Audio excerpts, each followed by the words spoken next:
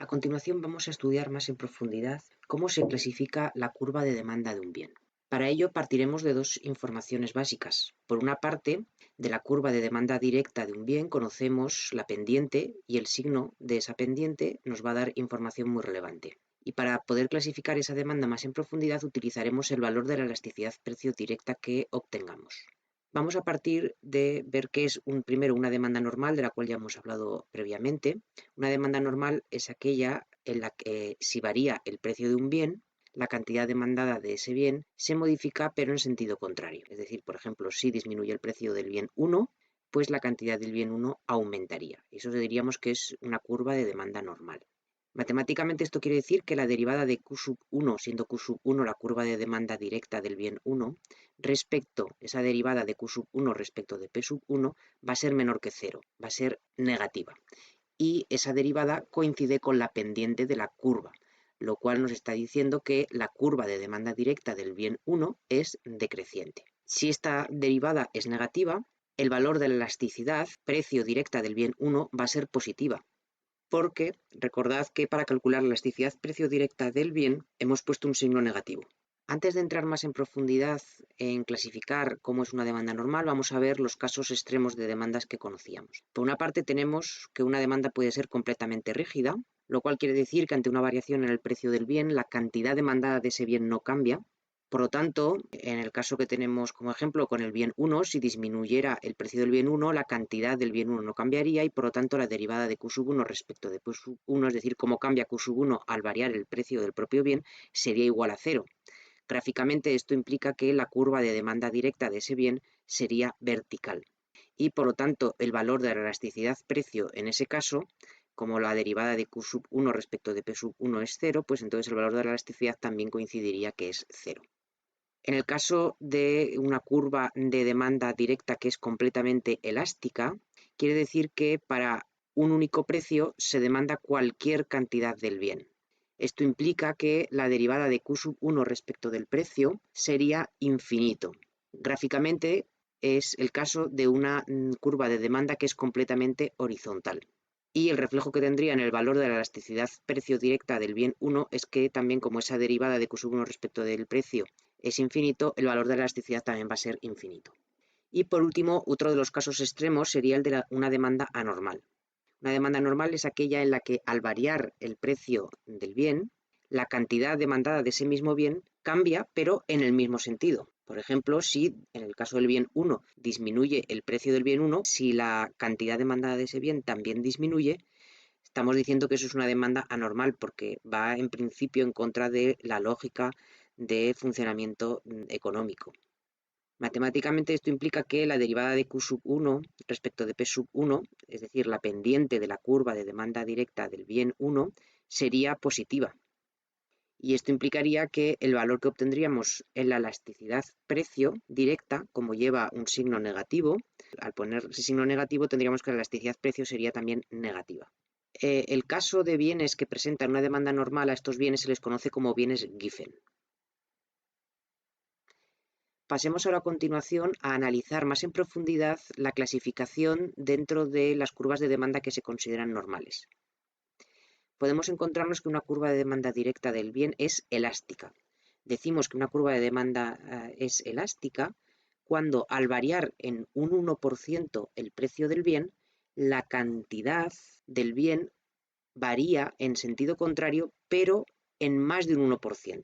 Esto quiere decir que la demanda es muy elástica, es muy sensible a las variaciones en el precio. Y esto implica que el valor que tomará la elasticidad precio de la demanda va a ser mayor que 1, porque recordad que la elasticidad precio directa de la demanda nos informa de cuál es la variación porcentual en la cantidad demandada de un bien ante una variación de un 1% en el precio de dicho bien. Gráficamente se va a tratar de una curva de demanda decreciente, pero en concreto estaremos en un tramo que va a ser bastante horizontal, porque ante una pequeña variación en el precio, la variación en la cantidad va a ser muy grande. Y eso se obtiene en tramos que son muy horizontales de las curvas de demanda.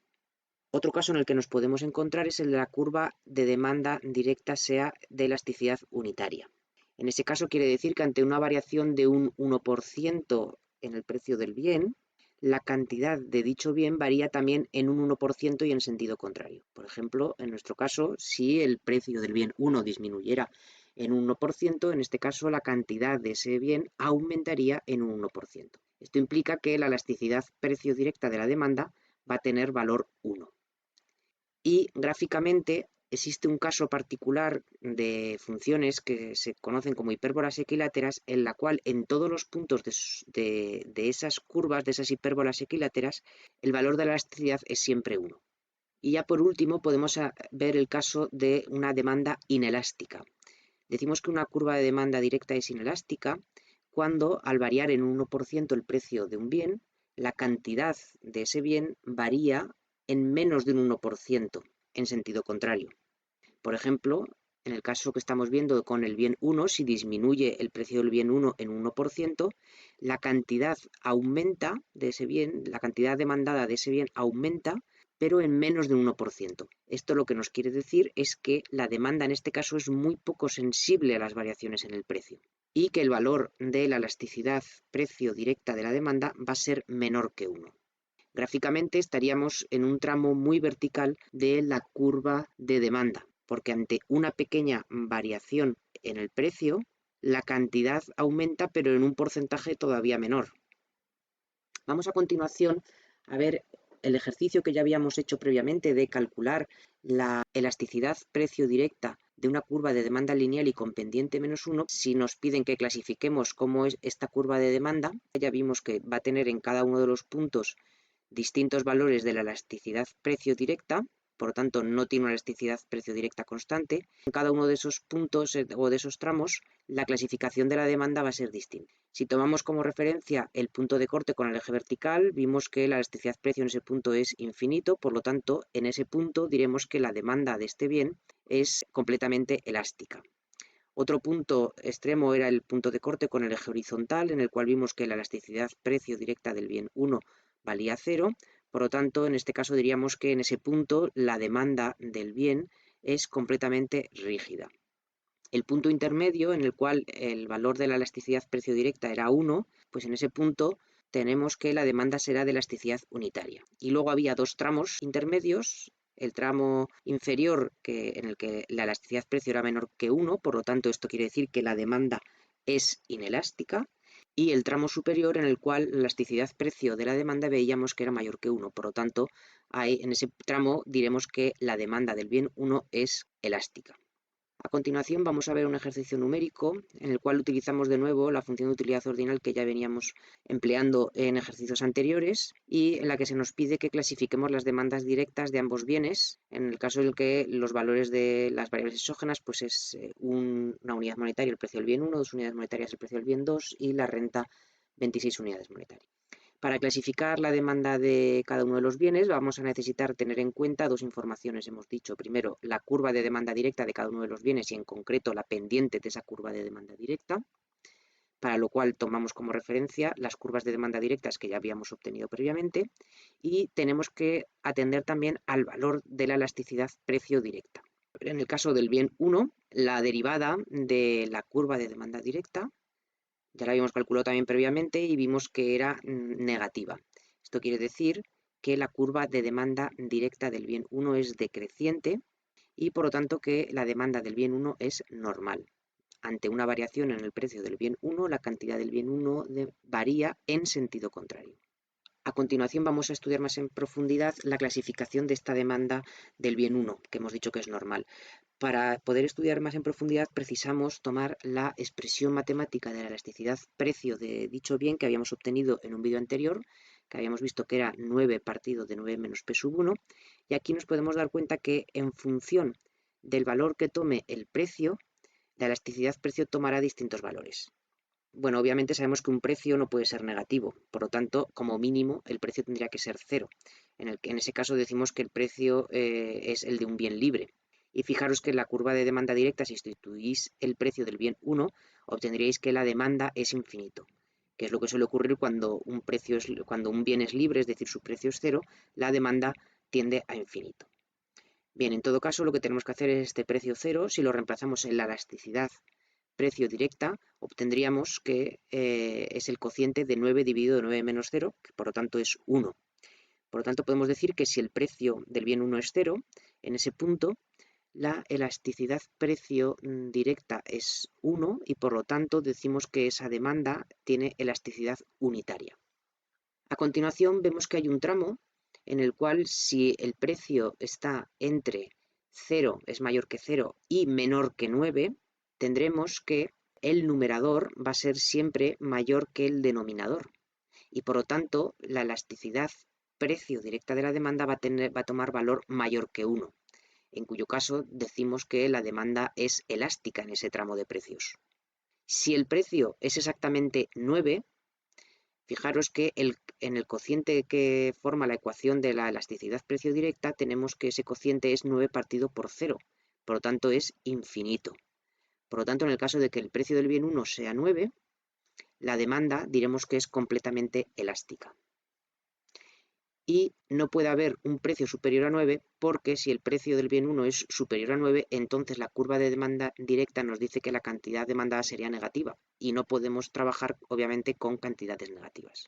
Pasemos a continuación a clasificar la demanda del bien 2, para lo cual, de manera análoga, lo que hacemos es tomamos la curva de demanda directa del bien 2 y calculamos su pendiente, la derivada de Q2 respecto del precio del bien 2, que también lo habíamos hecho en un vídeo previo para poder hacer su representación gráfica, y vimos que era negativa. Esto quiere decir que la curva de demanda directa del bien 2 es decreciente y por lo tanto la demanda del bien 2 también la vamos a clasificar como normal.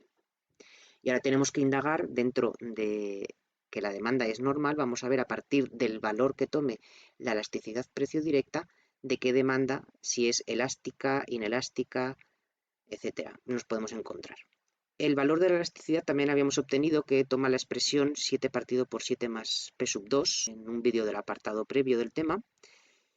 También aquí, en este caso, dependiendo del valor que tome el precio del bien 2, pues nos podemos encontrar con distintos valores de la elasticidad.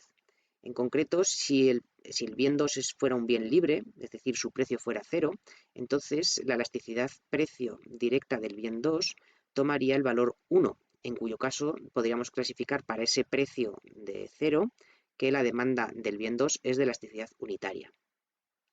Mientras que si el precio del bien 2 es superior a 0, entonces tenemos que el numerador 7 va a ser siempre menor que el denominador, que va a ser 7 más algo positivo. Por lo tanto, el cociente va a ser menor que 1. El valor de la elasticidad precio directa del bien 2 es menor que 1.